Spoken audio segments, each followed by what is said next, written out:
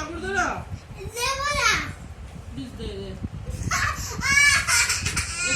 একটুখানি দেবো।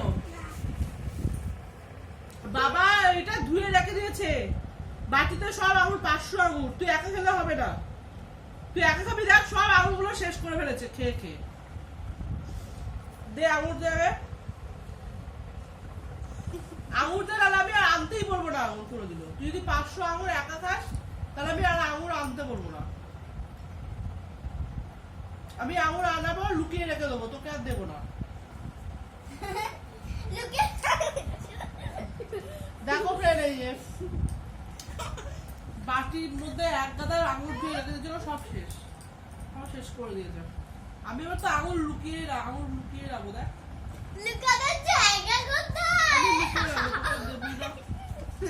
লুকিয়ে না রাখলে হবে না, লুকিয়ে না রাখলে হবে না।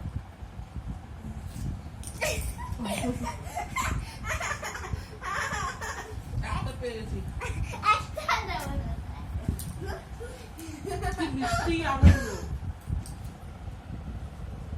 দাদুর কাছ থেকে এনেছি, নিতে হবে।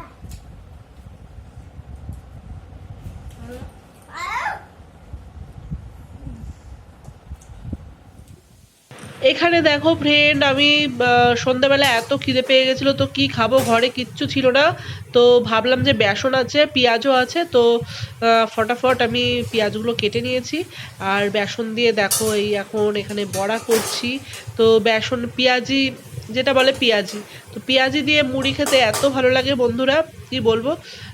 ভালো এই কারণেই লাগে কারণ ঘরে কিছু চানাচুর ঠানাচুর কিচ্ছু ছিল না, তো বাধ্য হয়ে আমাকে পেঁয়াজি করতে হলো। তো পেঁয়াজি দিয়ে মুড়ি খেতে দারুণ লাগে।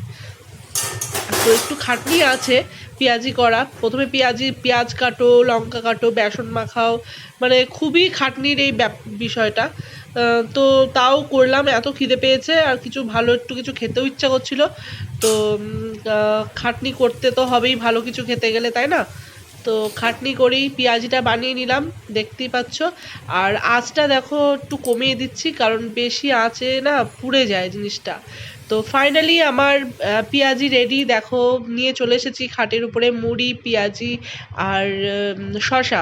তো শশা না হলে কিন্তু আমাদের মুড়ি খেতে একদম ভালো লাগে না।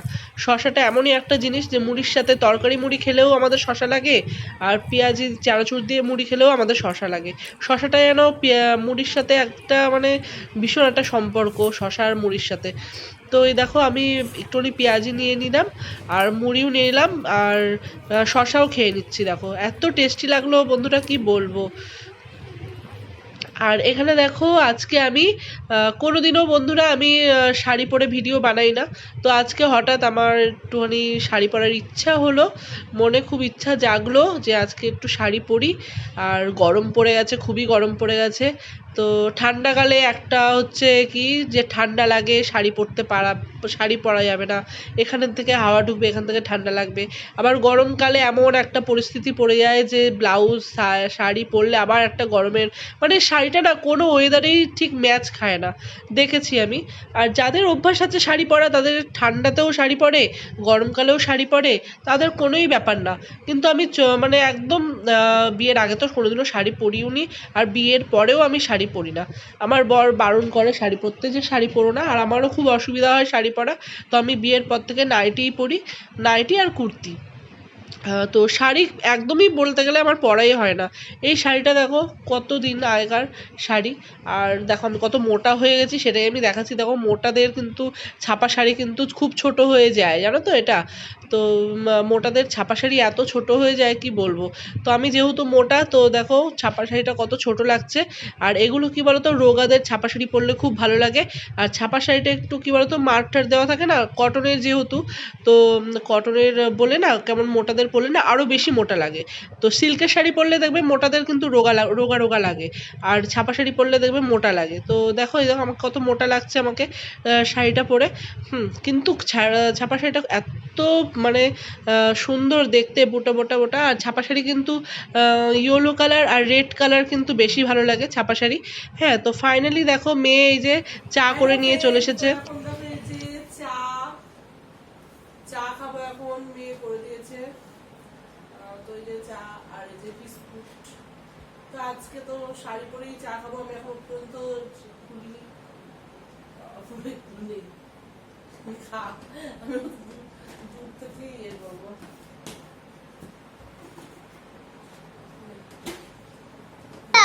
তো দেখো এখানে আমার মেয়ে বলছিল যে চা খাবে, বড় মেয়ে।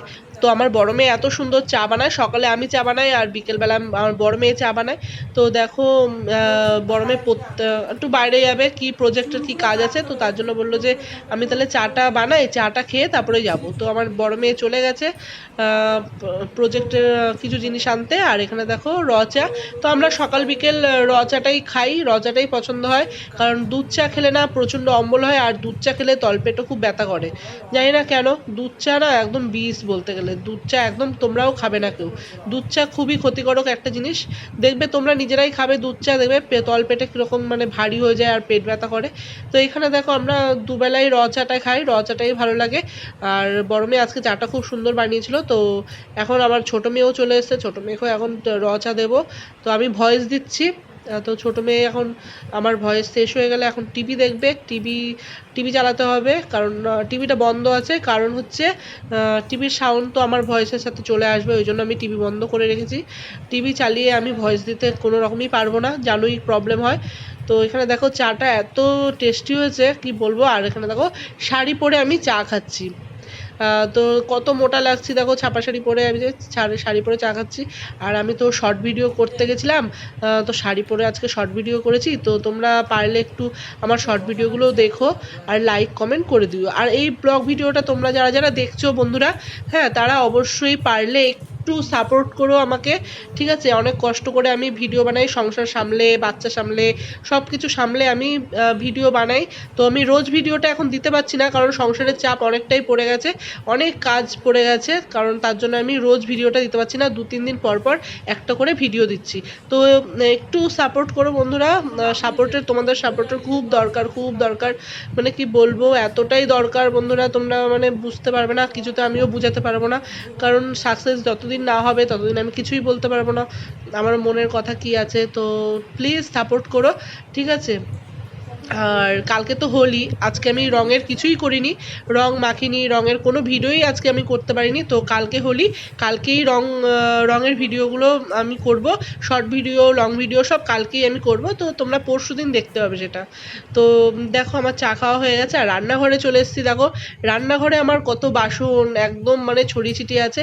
আমার বড় মেয়ে চা করতে গেলে রান্নাঘরে আমার বড় মেয়ে কোনো কিছু রান্না করতে গেলে আমার রান্নাঘর একদম মানে উল্টো পাল্টা হয়ে থাকে, এত বাসন ওরা লাগায়। আর এখানে দেখো আঙুরগুলো সেই দুপুরবেলা এনেছে, জলে ভিজিয়ে রেখেছে, সেই দুপুরবেলা জলে ভিজানোই রয়ে গেছে। আমি দেখলাম হঠাৎ করে যে দুপুরবেলা জলে ভিজিয়ে রেখেছে আর তোলেইনি।